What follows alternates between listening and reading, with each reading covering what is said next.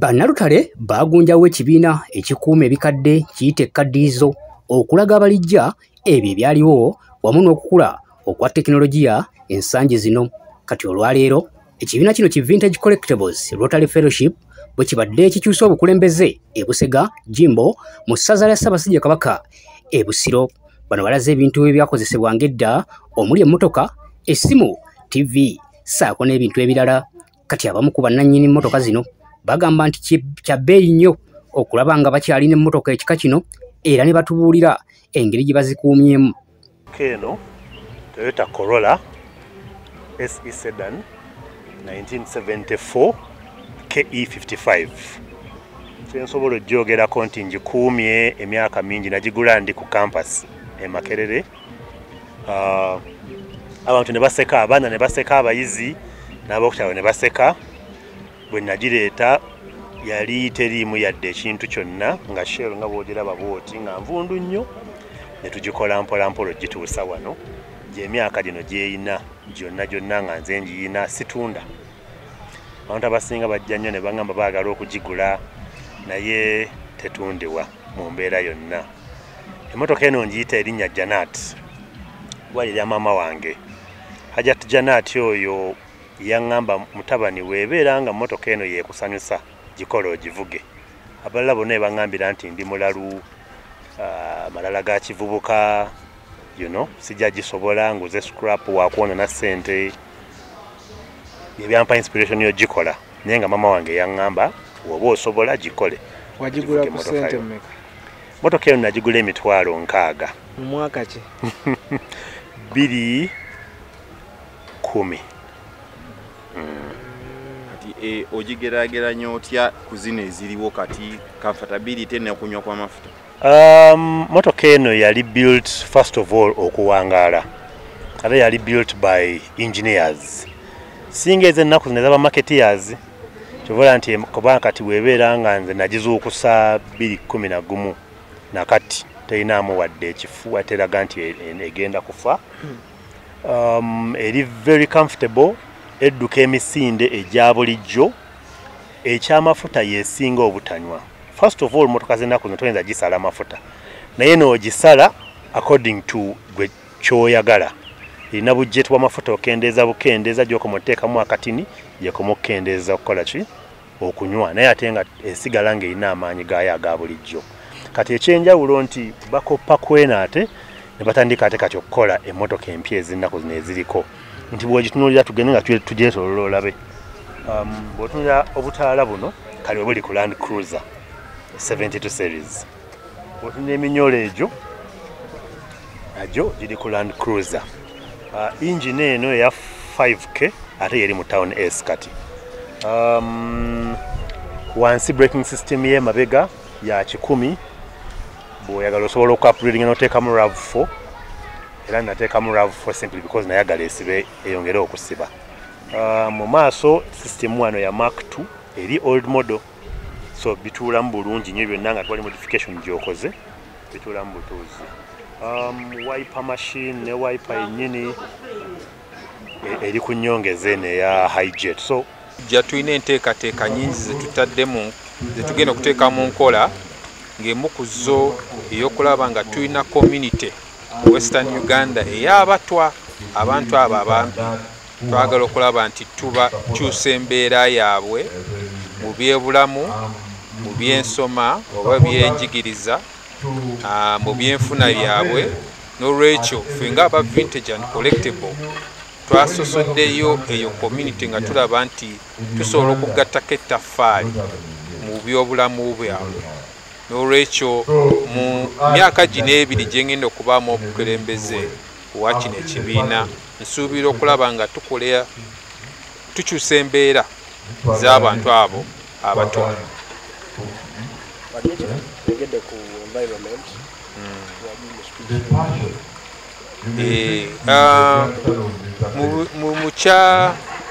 Ekintu ky'obutonde kintu kikulu nnyo, era tusuubira nga ffe aba Vintage and Collectibles Fellowship tusuubira okusimba emiti egisukka mu 300 buli mwaka, era twagala okugattako ettaffaali lyaffe nga tulaba nti embeera y'obutonde mu nsi ekyuka n'olwekyo tusandise n'ekyo kye tusobola tusuubira nti bamemba baffe abo abasukka mu 1,000 tusobola okufuna emiti 3,000 gye tusimba buli mwaka okulaba nga tukyusa embeera y'obutonde.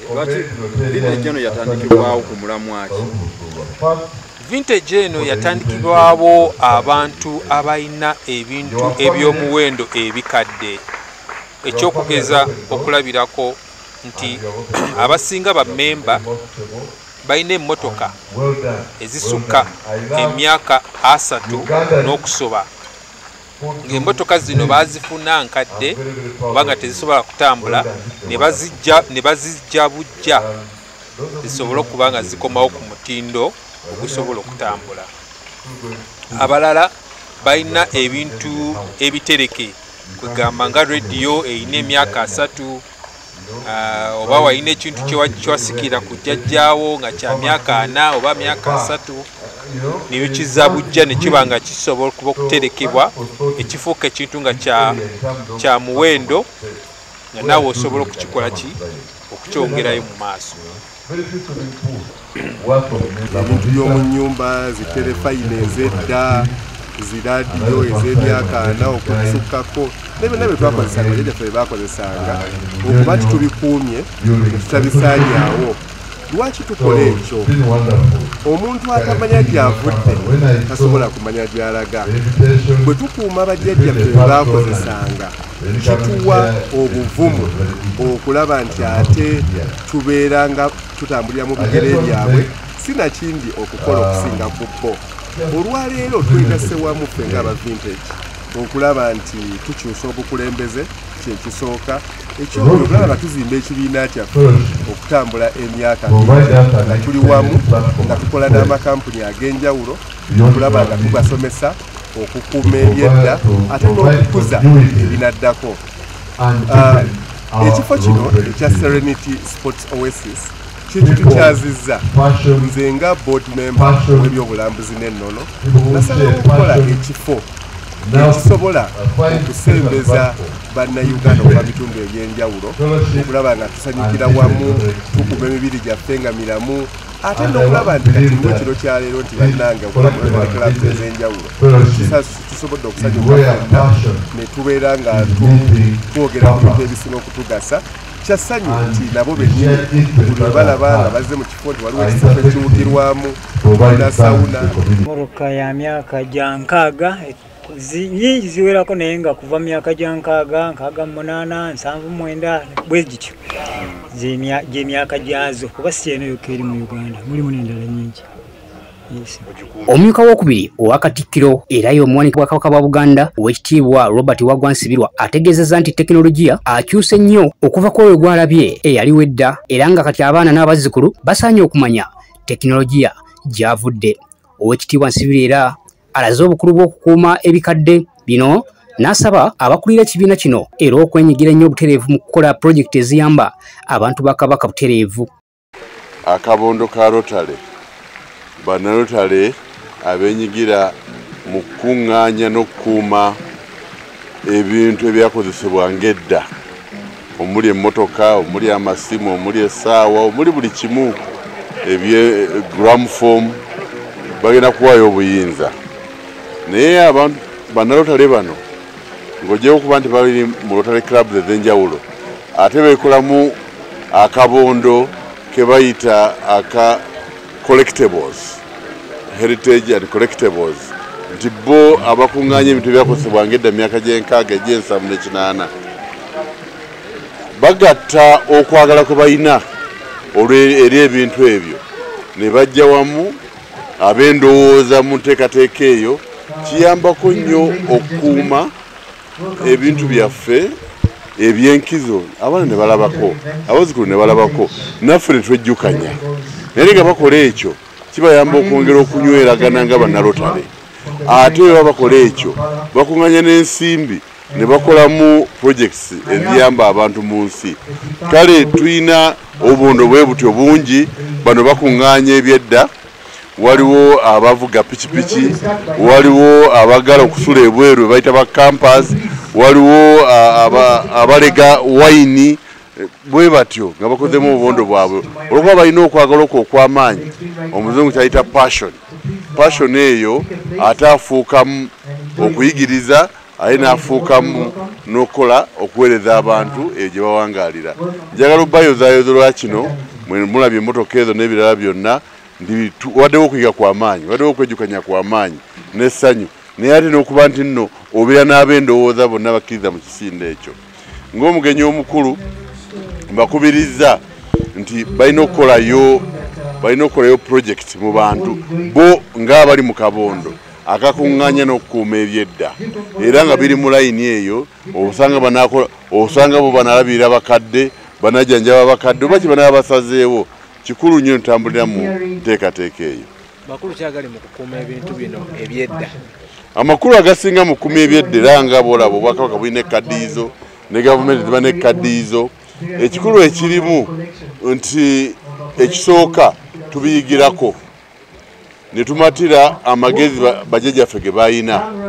Ekyokubiri abaana baffe n'abazzukulu nabo babiyigirako.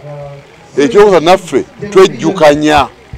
Ate waliwo omwami ambuulidde ampadde obujulizi yagula emmotoka ya Mazida eyali ambasada wa Uganda ebweru eyakomawo nayo n'agimuwa nayo kali wayise emyaka 25.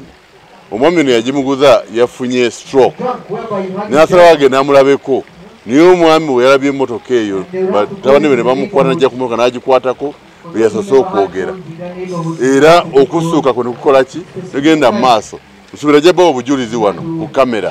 Kale bintu bingi nnyo ebivaamu eby'omugaso mu nteekateeka eno. Waliwo okukula kwa tekinologiya okusinziira ku biri n'ebiriwo kati wekitiibwa.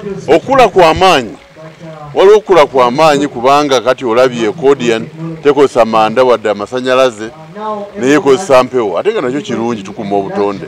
Naye ate olabye twalinanga kaseti twalinanga simu ezitali zaseereza zonna tuzirabyawo ne TV nga tesiza kkala wabadde ogenda mu maaso naye era gye tuvudde kirungi n'omanyayo n'osiima ate tekinologiya gyatutuusizza. Ekituba bino biyinza kukulaakulanya bitya eggwanga nga bitumbula ebyobulamuzi?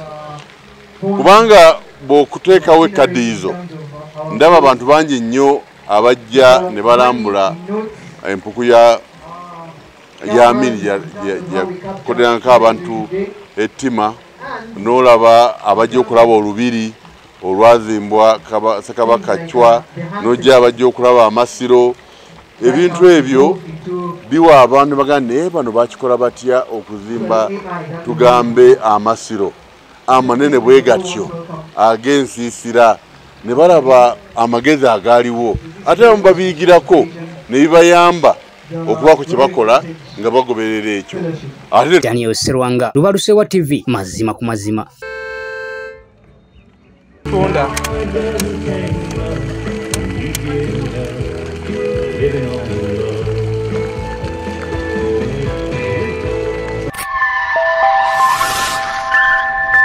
Lubalusewa TV, mazima ku mazima.